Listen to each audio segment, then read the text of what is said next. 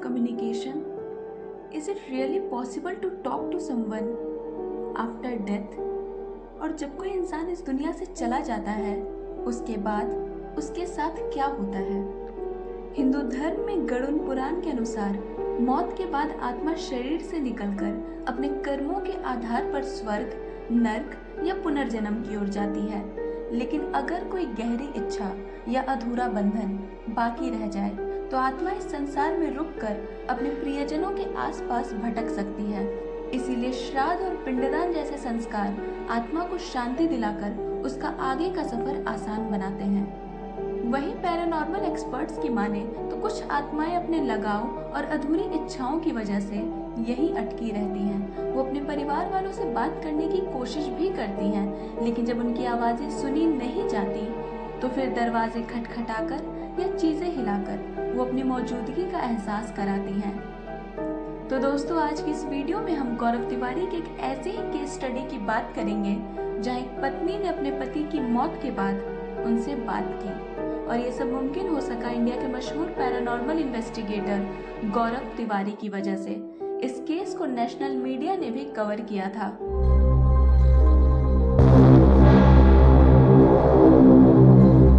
नंदिनी, जो कि एक यूनिवर्सिटी प्रोफेसर है, अपने पति विजय और बेटे आदित्य के साथ दिल्ली में रहती है।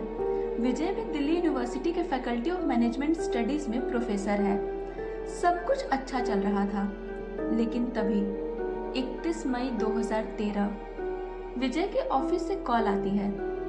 विजय अचानक बेहोश हो गया, जिसके कारण हम उसे हॉस्पिटल लेकर आए हैं। जब तक नंदिनी घबराई हुई हॉस्पिटल पहुंची, तब तक विजय की मौत हो चुकी थी। विजय की मौत सडन कार्डियक अरेस्ट के कारण हुई। इस एक घटना ने नंदिनी और उसके बेटे आदित्य, जो कि अभी सिर्फ 8 साल का है, दोनों को पूरी तरह से सदमे में डाल दिया। लेकिन इसके बाद जो नंदिनी के साथ हुआ, उस पर विश्वास करना इससे भी ज्यादा मुश्किल था। अभी विजय की बॉडी का दाह संस्कार भी नहीं हुआ था, जब विजय का फोन हर बार अलग अलग टाइम शो कर रहा था। चौथे दिन की सेरेमनी की रात कई बार डोरबेल बजी, लेकिन जब नंदिनी ने दरवाजा खोला, वहां कोई भी नहीं था। उसके बाद जब नंदिनी परिवार वालों के साथ हरिद्वार जा रही थी राख विसर्जन करने के लिए, उसने कैजुअली विजय का फोन स्विच ऑन किया। लेकिन फोन ऑन करते ही उसने जो देखा, उसे अपने ही आंखों पर भरोसा नहीं हुआ। विजय के फोन से सुबह 7:30 बजे university of Delhi examination branch पर कॉल गया था। लेकिन ये कैसे पॉसिबल था? फोन तो नंदिनी के पास था और वो पूरे वक्त बंद भी था। ये अजीबोगरीब हरकतें यही नहीं रुकी, बल्कि धीरे धीरे और भी बढ़ने लगी। घर में अजीब आवाजें आने लगी, कभी पर्दे खींचने की आवाज तो कभी बर्तन गिरने की आवाज। यहाँ तक कि नंदिनी के फोन में विजय के नंबर से ब्लैंक मैसेजेस भी आ रहे थे। लेकिन जब वो विजय के फोन में आउटबॉक्स चेक करती, वहां कुछ भी नहीं मिलता।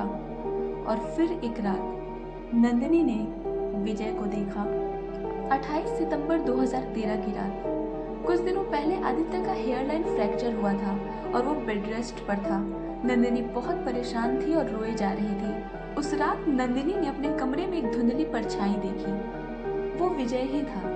नंदिनी को लगा कि वो ऐसा कह रहा हो मानो सब ठीक हो जाएगा, और सचमुच आदित्य एक हफ्ते में पूरी तरह ठीक हो गया।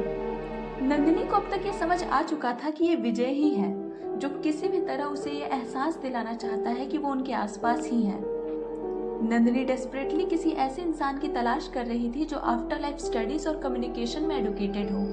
बहुत ढूंढने पर उसे इंडियन पैरानॉर्मल सोसाइटी के बारे में पता चला और उसकी मुलाकात गौरव तिवारी से हुई। गौरव ने नंदिनी की पूरी बात ध्यान से सुनी और फिर उसे समझाया कि ये विजय की एनर्जी ही है जो नंदिनी से कम्युनिकेट करना चाहती है। गौरव ने नंदिनी को इलेक्ट्रॉनिक वॉइस फेनोमेनन, यानी ऐसी आवाजें जो नॉर्मली इंसान को तो सुनाई नहीं देती, लेकिन रिकॉर्डिंग डिवाइस पर रिकॉर्ड होती हैं, और इंस्ट्रूमेंटल ट्रांस कम्युनिकेशन, यानी मशीन या डिवाइस के जरिए आत्माओं से बात करने का तरीका, इन सब के बारे में सिखाया। गौरव ने नंदिनी को एक वॉइस रिकॉर्डर भी गिफ्ट किया, जिससे नंदिनी ने विजय की स्पिरिट से बात करने की कोशिश की। नंदिनी की जो पहली रिकॉर्डिंग्स थी, उनमें आवाजें साफ नहीं आती थी, लेकिन गौरव ने उन्हें ध्यान से एनालाइज किया और रिप्ले करके नंदिनी को विजय की आवाज सुनाई। विजय के शब्द थे, हेलो, लव यू। धीरे धीरे ईवीपीस में और भी साफ आवाजें आने लगी। Don't you worry, life and death, Nandini, आदि, गॉड ब्लेस, गुड मॉर्निंग। और कई बार तो पूरे सेंटेंसेस भी रिकॉर्ड हुए। गौरव ने हर रिकॉर्डिंग को बहुत ध्यान से एनालाइज किया और इन्हीं ईवीपीस के आधार पर लंदन की सोसाइटी फॉर साइकिक रिसर्च ने नंदिनी को सर्वाइवल रिसर्च कैटेगरी में एक छोटा सा रिसर्च ग्रांट दिया। इसके अलावा गौरव ने नंदिनी को वाटर आईटीसी सिखाया, यानी पानी के जरिए स्पिरिट्स की तस्वीर कैप्चर करना। और 5 जुलाई 2015 को नंदिनी ने विजय की तस्वीर भी कैप्चर की। नंदिनी की इस कहानी को आज तक की जानी मानी एंकर श्वेता सिंह ने कवर किया और 30 जनवरी 2016 को प्राइम टाइम पर यह डॉक्यूमेंट्री टेलीकास्ट हुई, अद्भुत, अविश्वसनीय, अकल्पनीय के नाम से। तो दोस्तों, ये तो थी नंदिनी की कहानी, लेकिन साइंस आज भी इन सब बातों को नहीं मानता। न्यूरोलॉजिस्ट्स और साइकोलॉजिस्ट्स का मानना है कि मौत के बाद किसी आत्मा का अस्तित्व नहीं होता। उनके अनुसार ऐसे एक्सपीरियंस दिमाग के भ्रम, इमोशनल स्ट्रेस, हेलुसिनेशन या स्लीप पैरालिसिस का नतीजा हो सकते हैं। वहीं पैरानॉर्मल घटनाएं जैसे शोर सुनाई देना या चीजों का हिलना, इलेक्ट्रोमैग्नेटिक फील्ड्स या इंफ्रासाउंड जैसी साइंटिफिक वजहों से भी समझाई जा सकती हैं।